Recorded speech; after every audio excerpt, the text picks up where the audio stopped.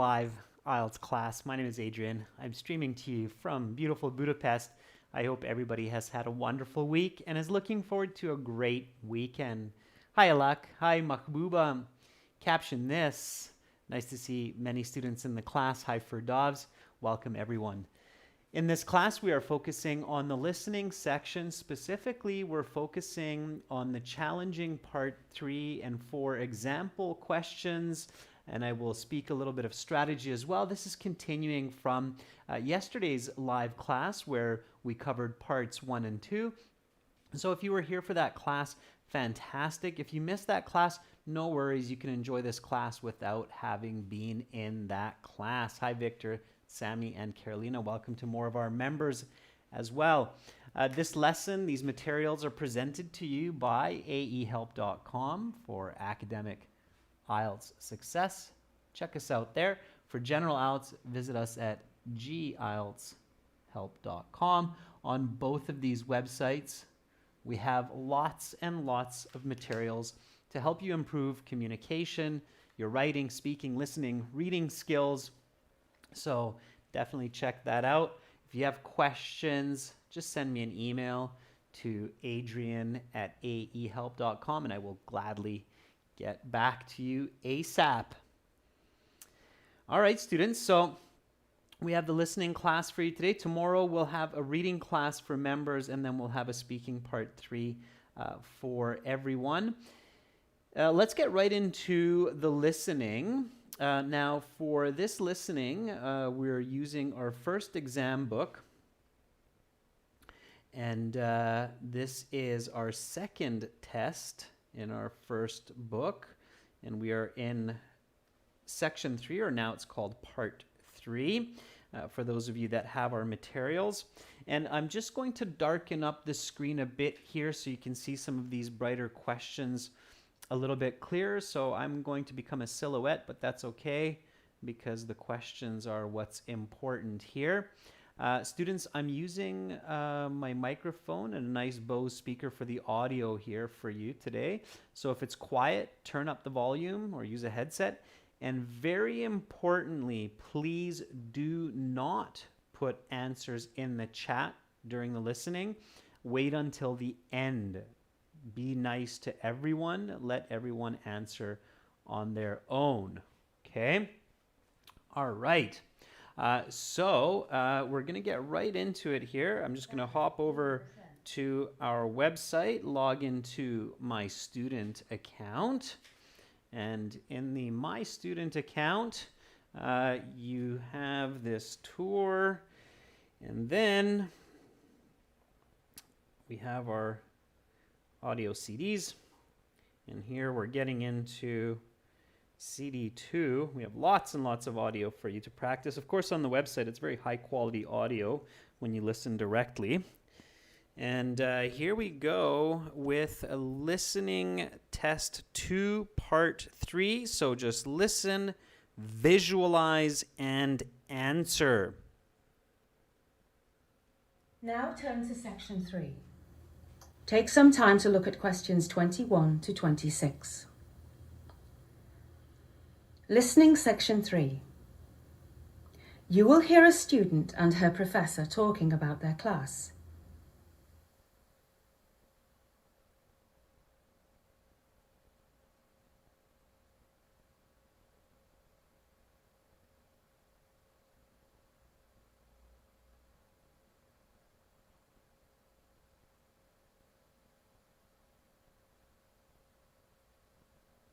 Now listen carefully and answer questions 21 to 26.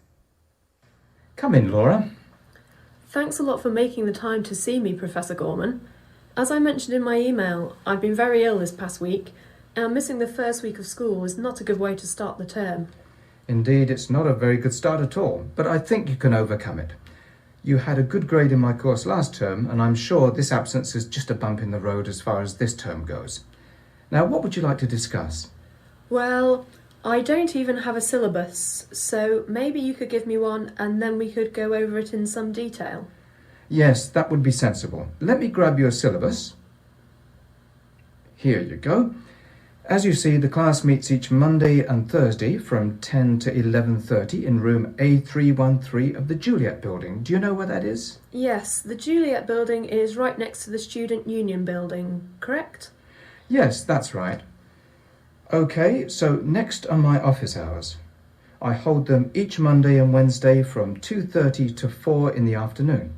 If these do not work for you, feel free to send me an email and we can make arrangements to meet at another time. Now, let's discuss the books you'll need. As you see on the syllabus, there are 2 books you'll need for this course. You need not purchase either of them, however, as there are several copies of each available in the library. I like keeping my books for future reference, so I would prefer to buy both books. Are they available in the bookshop? The first one is, but the second one must be purchased from Buster's Books. Do you know where Buster's Books is located? Roughly, but do you have an address? Yes. The address is 3419 Young Street in Brighton. Right, I know where that is. Do you know how much the books cost, approximately? I think the one at the university bookshop is about £20 and the one at Buster's is about £15. So that's a total of £35 for the 2 of them.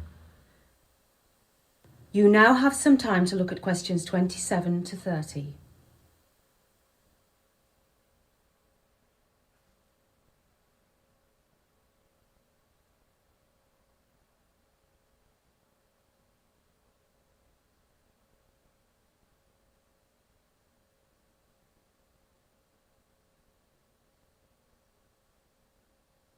Now listen to the rest of the discussion and answer questions 27 to 30. Great. Can we talk a little about the coursework required? Of course. There are 2 essays, 1 midterm exam and 1 final exam. Wow, that's a lot of coursework. Yes, but at this level I don't believe in just having 1 essay or 1 final exam determine your entire mark in a class. I like arranging it so that a student can have a chance to reflect on their ability and understanding of materials throughout the term. That makes sense. So, what are the percentages associated with each assignment and exam? The first essay is worth 15%, the second is worth 25%, the midterm exam is worth 20%, and the final exam is worth 40%. Would you like to talk about the first essay? It is due next Friday. Yes, could we? Of course. The essay should be approximately 1,500 words and the topic must be chosen from the list. And can I get a copy of the list? There is one attached to your syllabus. Right. So, do we have to tell you what topic we are writing on beforehand? No, it's all right. You only have to notify me if you want to do a topic that is not on the list. Right. Is the essay due in class, or can we submit it by email? I will accept essays without penalty until midnight after the class it's due. So yes, you can submit it by email, hand it in during class or submit it to the department office. If you submit it to the office, make sure to get a timestamp put on it so that I can be sure the paper was submitted on time. And also, be sure to make... That is the end of section 3. You will now have half a minute to check your answers.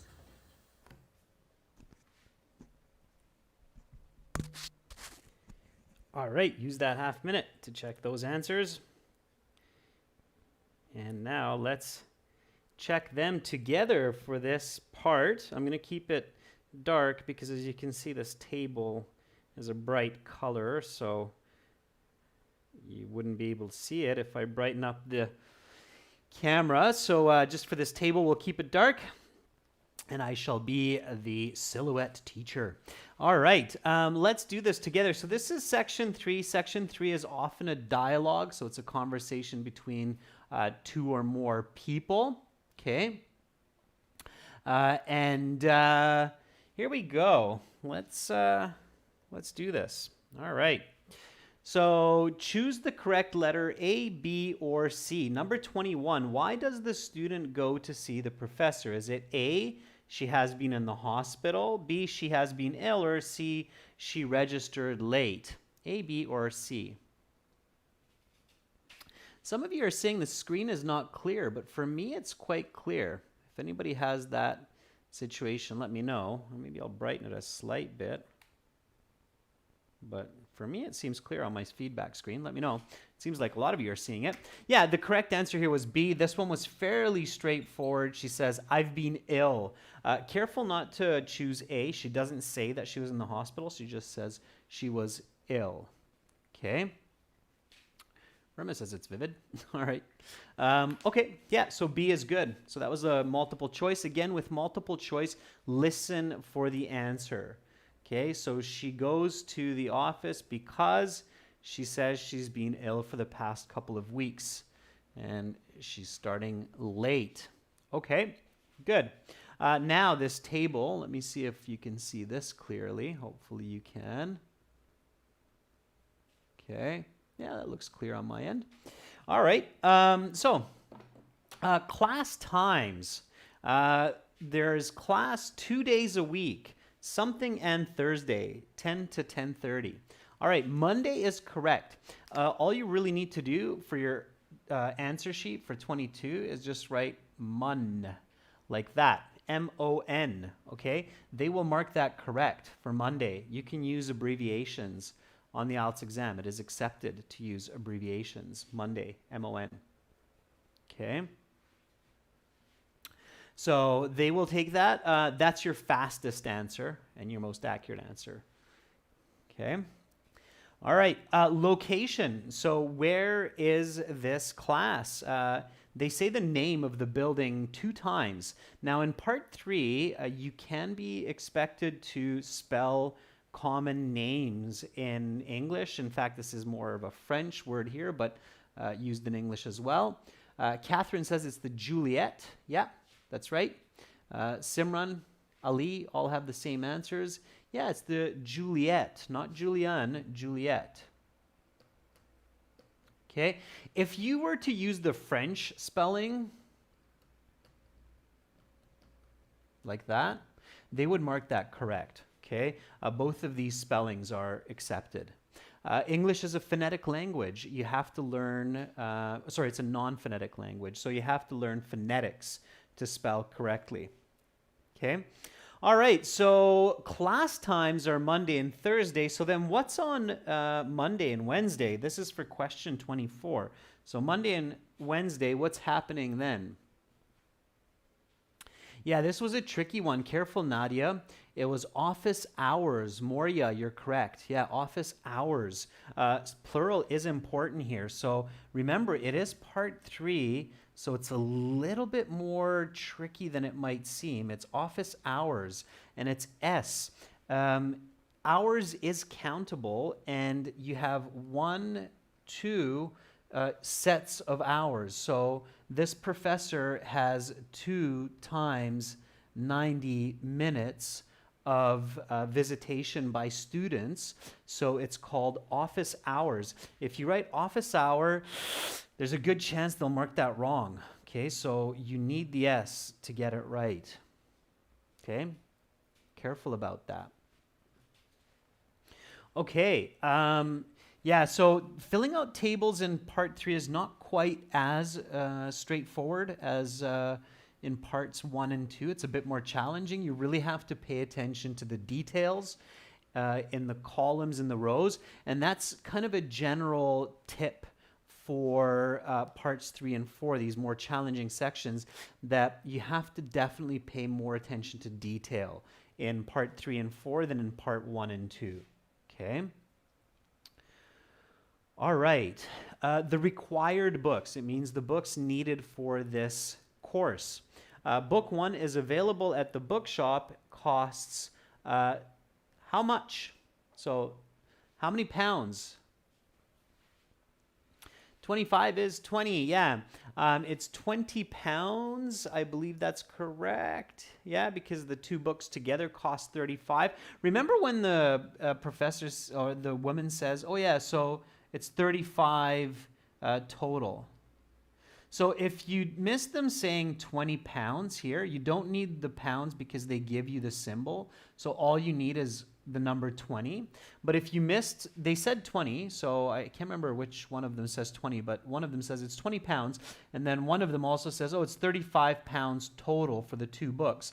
Now you have 15 here, so if you don't catch the 20 pounds, and you catch the 35 total, then later you can figure out that, oh yeah, okay, if it's 35 total, then it's 3515 minus will equal 20. So there's kind of a second chance there, okay? So if you're really, really careful, then you can catch these little tips that help, okay? So pay attention to those, all right? Sometimes you have to do this kind of simple math. Okay, so the correct answer there was 20, okay? Now, book 2, available at. So this is going to be a noun. It's going to be a location, okay?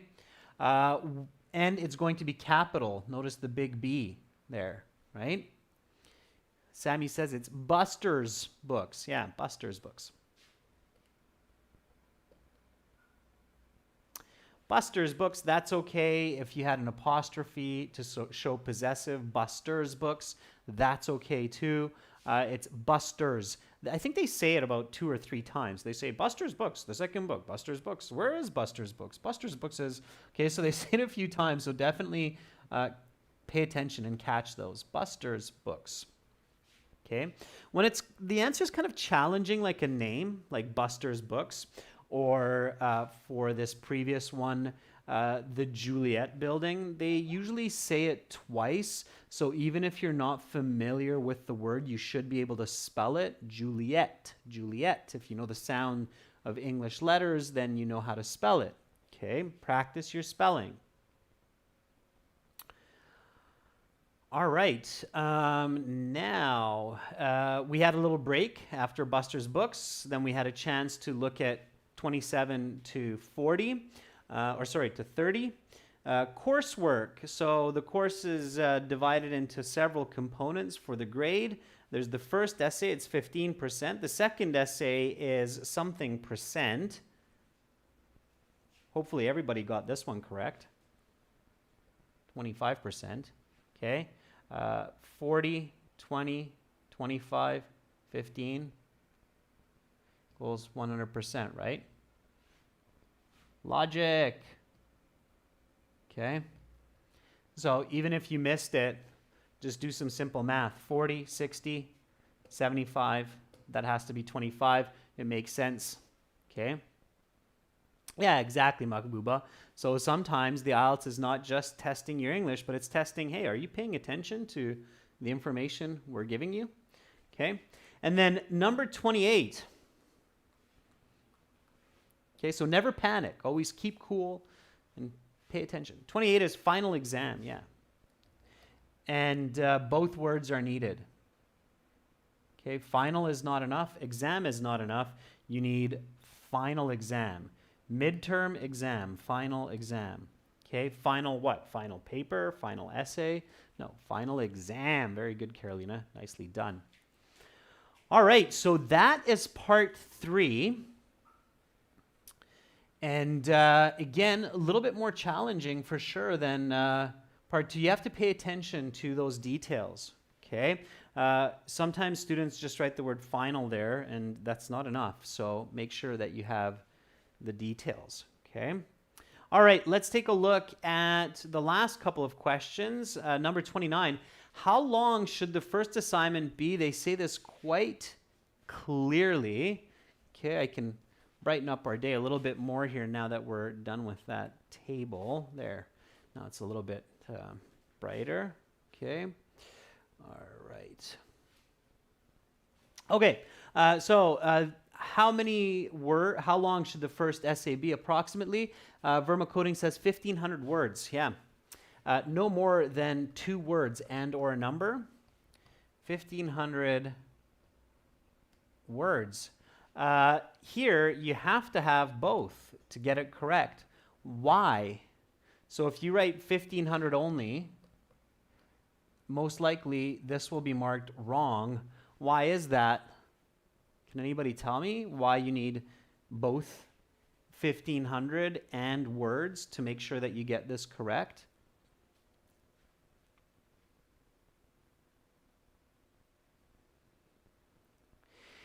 Makbuba, no, you shouldn't put words in brackets. Okay, be confident that the word is needed or don't use it. Don't bracket words in your answers, okay?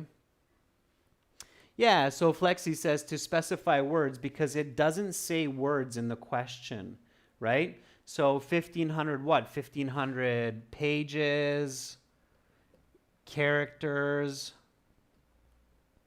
sentences, paragraphs. We don't know, right? So 1,500 words, okay?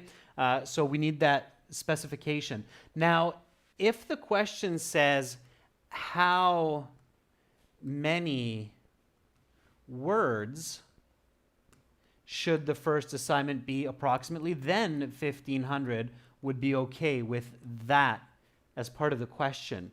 So again, details are really important. Pay careful attention, and you can catch these during that 30-second review time and during the time when you're transferring your answers to the answer sheet. So this usually gives you a hint, 2 words and or a number, okay? Reread the question if it's short like this. Okay, is that clear? Bahadur Disco, this is a live video, yeah. So you need 1,500 words. Yeah, you could write both in this case, Lily, if it says 2 words, but if it says 1 word with this, then you would, and or a number, then you would only write 1,500, right? So pay really careful attention to details. This is where IELTS, it's really testing you on a lot of levels, okay? It's not just basic English. Again, remember that IELTS is not an ESL exam. It's an English proficiency exam, which means it's testing how well you use English. Okay? Right? Shub Shirat, it's words with an S because words are countable. It has to be 1,500 words. Okay? All right. Okay, number 30 is an inference type question. That means you have to listen to what they're saying, understand it clearly, and based on the information that they say, you have to figure out what the correct answer is. So the student's class ends at 11:30, and this is why it's the last question, because students usually answer this question going into that 30-second review time. So here you have to imagine that the student's class ends at 11:30 a.m. on the day the paper is due. Decide whether a paper handed in is on time or late. Okay, write A or B. So this is inference. You have to figure it out from the information. The student receives a late penalty. A is the answer, or B, the essay is on time and there's no penalty. Okay. The paper is handed in at 5 p.m. the same day, dropped off at the department office with no timestamp received. Okay, so class ends at 11:30.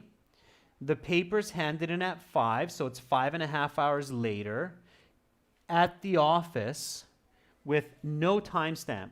The professor clearly says, make sure to get a stamp so I know that it's handed in on time and so you don't get a late penalty.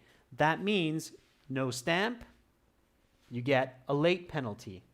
Okay, so the correct answer is A. Okay, the professor says if there's no stamp, you get a late penalty if it's handed in the office after class because they need to know. Now, by the way, for those of you who are going to study your bachelor's degrees in the US, UK, Australia, this is standard practice, okay?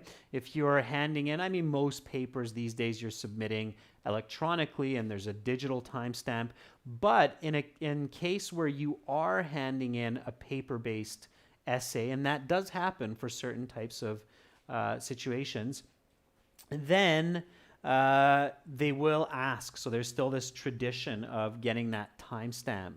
Okay. All right. Mirzan, how can you find the answers if the listening recording was not played? You can find it on our websites, in your books, okay, and in the transcripts. All right. Okay. Cool. For those of you who are just joining right now, no worries. We still have listening part 4 coming up right now. Okay, so count up your answers, your correct answers, save them, and then we'll take a look at your totals at the end, okay? All right, So here we go with the last set of questions into part 4. Everybody get ready. I can keep the screen a bit brighter this time because we don't have a bright table in this. And again, this audio material with 6 other exams, it's on the websites, aehelp.com and glshelp.com. Here we go, everyone. Let me get the audio going for you. Please do not put answers in the chat. Wait until the end. That makes it fair for everyone. Okay, here we go. Now turn to section 4. Take some time to look at questions 31 to 40. Listening section 4. You will hear a lecture about the dinosaur Tyrannosaurus rex.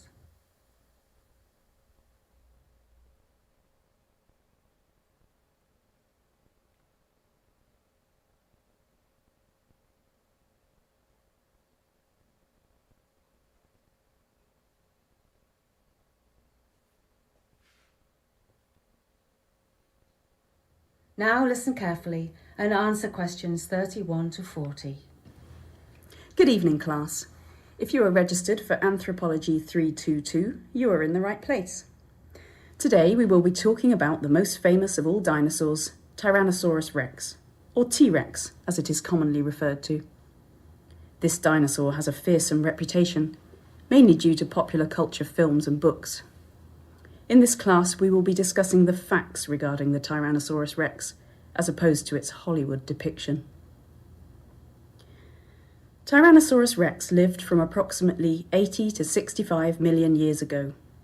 Of course, the reason it died out 65 million years ago is the same reason all of the dinosaurs died out at that time: a massive asteroid which hit the Earth and destroyed almost all life. The period in which the Tyrannosaurus rex lived is known as the Late Cretaceous period. This reality is in contrast to fictional portrayals, which often cast the T-Rex as living in the Jurassic period. In fact, T-Rex did not come to be until 65 million years after the end of the Jurassic period. Tyrannosaurus rex was a meat-eater, but it is not entirely clear whether it killed its own prey or if it merely scavenged the prey of other dinosaurs. In our minds, we imagine T-Rex fighting to the death with other dinosaurs, but it is not known for sure whether this is the truth. Tyrannosaurus rex was a large dinosaur. Not nearly the largest, mind you, but still large by any standards of modern-day wildlife. The dinosaur's length was approximately 12 metres, its height could reach 6 metres, and it weighed anywhere between 5 and 7 tonnes. That weight is the equivalent of about 80 average-sized human beings. If humans had been around back then, we would have been the perfect size for an afternoon snack. The location of T-Rex fossils discovered is very interesting. They have been found in western North America, as far south as Texas and as far north as Alberta, and they have also been found in eastern Asia, mainly in Mongolia. How is this possible? How can fossils be found in such different regions of the world? The answer is what geologists call continental drift. The continents have not always been in the same location. They have shifted, and around the time of T-Rex, western North America and eastern Asia were connected.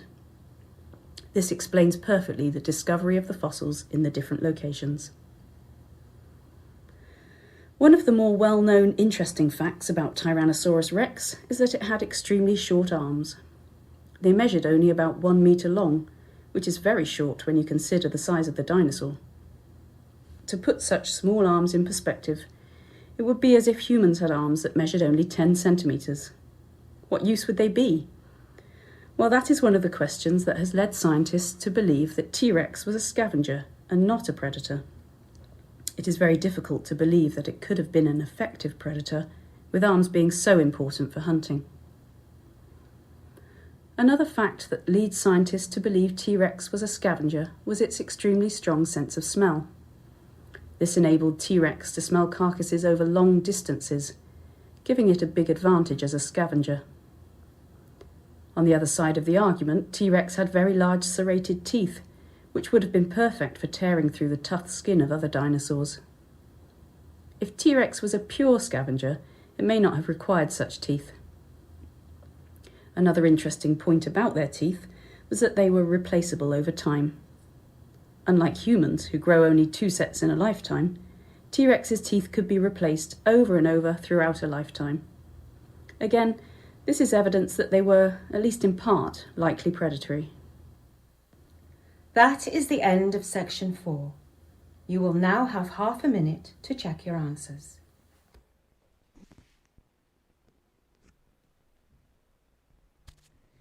All right, so that's the end of section 4, or part 4, as they say now. Let's go through the answers together. Let's see how you did. Okay, so interesting topic about the famous dinosaur T-Rex. I think it's a lucky one if you get this, because I think most of us have some information and good visualization about this topic, which certainly helps. Let's do this. So this first one is kind of this interesting matching the information. Again, it's somewhat requiring you to understand multiple parts. So you really have to pay attention here to the 65 million years ago events. Number 1, the dinosaurs became extinct. Number 2, Tyrannosaurus rex came into existence. 3, Tyrannosaurus rex died out. 4, a large asteroid hit the Earth. So is it A, 1 and 3, B, 1, 2, 3, and 4, which means all of them, or is it C, 1, 3, and 4? All right, many of you are answering C, and you're correct. Now, if I miss this information, how else can I figure this out? Well, one important piece that they said here is that the T-Rex came into existence a little bit earlier. I mean, T-Rex was around for quite some time, a lot longer than humans. When did T-Rex come into existence? Let's see how many of you were actively listening, not just catching the exact answer, but catching all of the information. So when did T-Rex come into existence?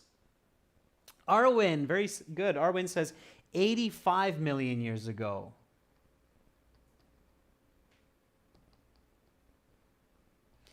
That means that T-Rex was around for about 20 million years. Wow, good job, T-Rex. We've got some catching up to do. T-Rex was around a lot longer than humans. So 20 million years. Yeah, so that's when T-Rex came into existence. So 2 cannot be a part of the answer, so 1, 3, and 4, C. Now, 1, 3, and 4 make sense. So dinosaurs became extinct. Tyrannosaurus rex is a dinosaur. Of course, then, Tyrannosaurus rex died out. Why did the dinosaurs become extinct and T-Rex die? Because a large asteroid hit the Earth. So it makes sense that we have those 3 together. Okay? All right? Clear? So again, logic is your friend. Logic can really help you to pick up some points and some band scores in the listening section. So make sure to use logic. Now, the only way to do that, of course, is to stay calm. Okay, stay calm. All right? So the correct answer there was C. Okay, Tyrannosaurus rex lived during which time? A, Jurassic, B, late Cretaceous, or C, late Triassic? Yeah, 32 is B, late Cretaceous period. Hollywood movies lie to us. This kind of goes back, members, to our previous class about believing, you know, a lot of what we see on TV. Hollywood movies tell us that T-Rex lived in which time?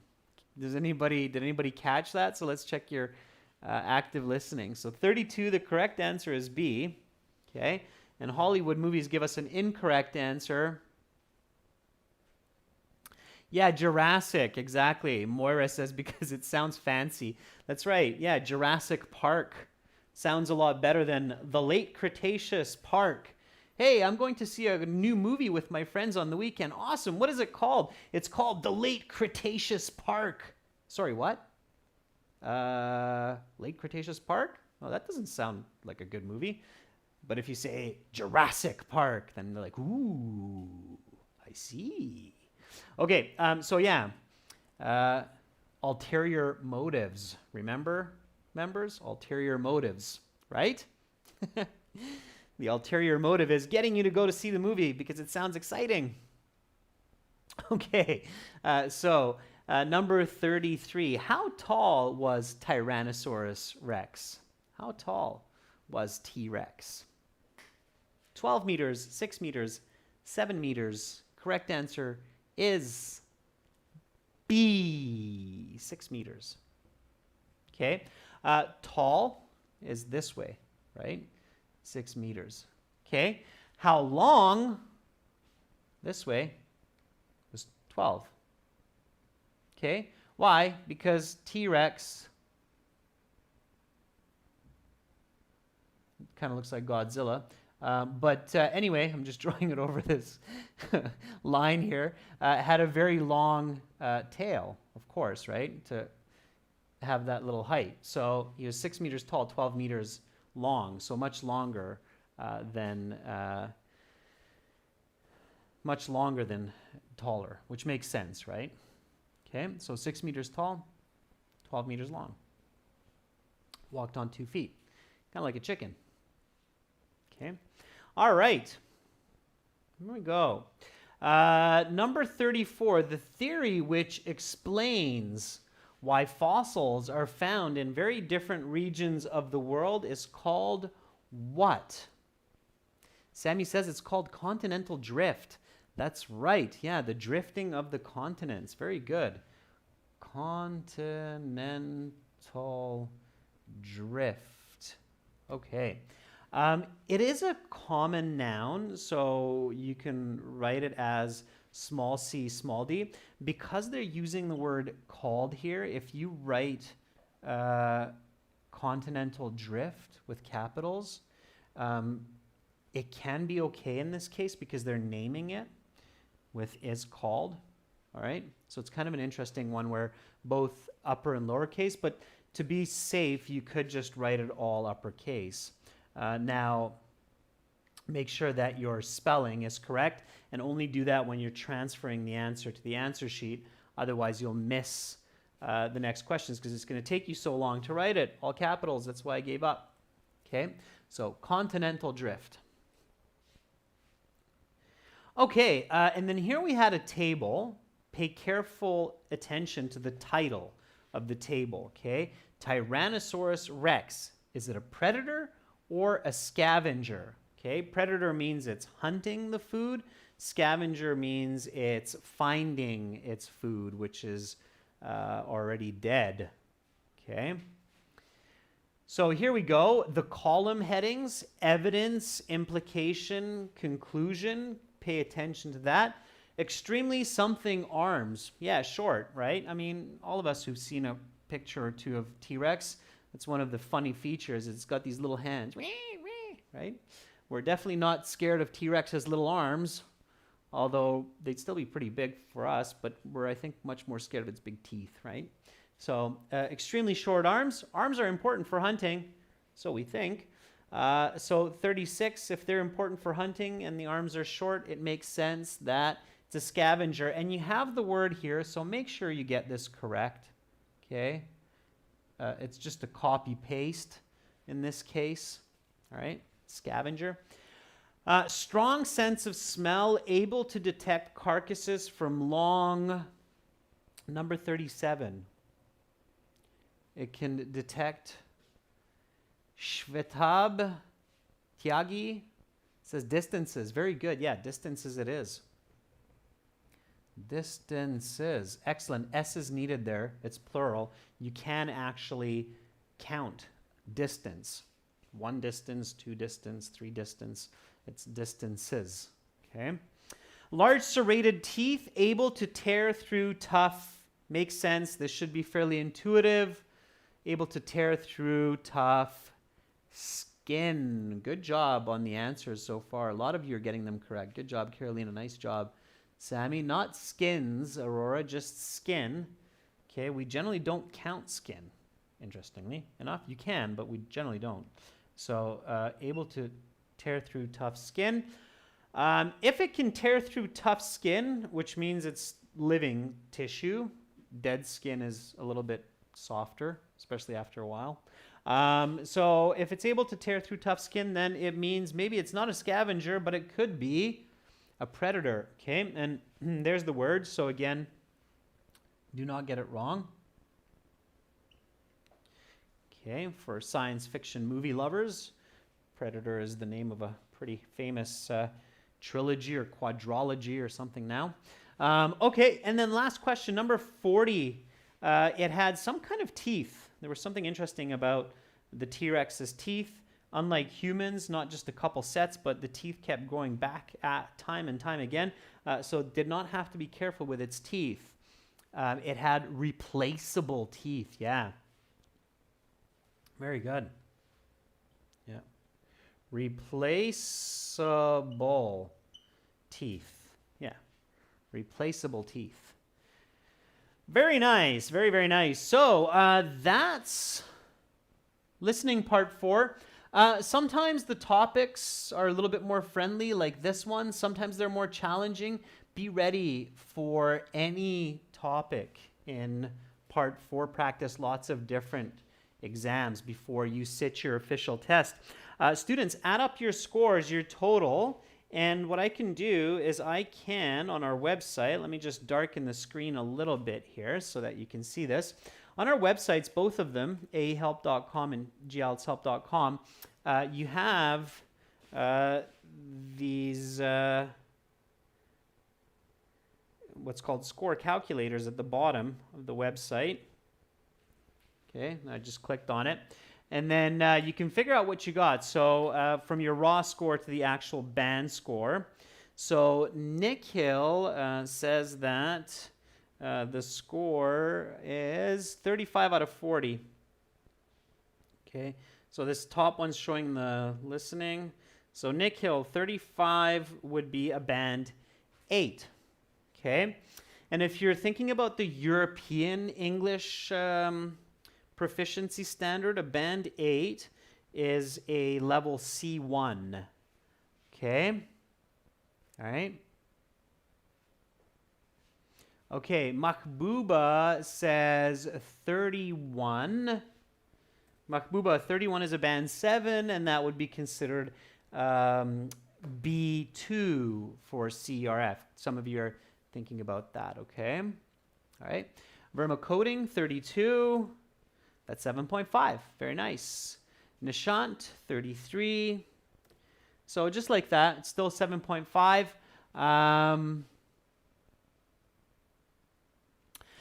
Georgie, band 9 is considered, I think, a C2. C1 for band 8, I believe.